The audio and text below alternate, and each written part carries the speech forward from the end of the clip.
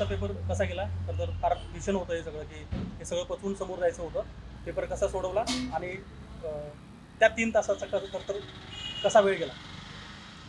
म्हणजे हा माझा पहिलाच पेपर होता ज्यावेळेस माझे वडील माझ्यासोबत नव्हते आणि हे 3 तास म्हणजे आधी तर माझी मानसिकताच नव्हती. मला म्हणजे आम्हाला जसं पेपरचं सोडलं तर आम्हाला प्रत्येकदा त्यांची आठवण येते, प्रत्येक क्षणाला त्यांची आठवण येते.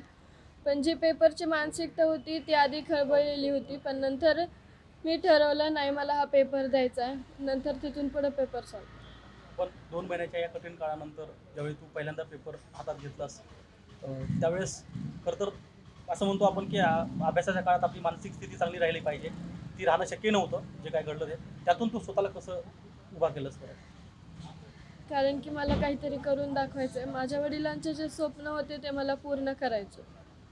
त्यासाठी मला हे पेपर नाही इथून पुढचे सगळेच पेपर मानसिकता नसली तरी ते कुठेतरी माझं मन एका जागेवर आणून मला ते द्यावेच लागतील.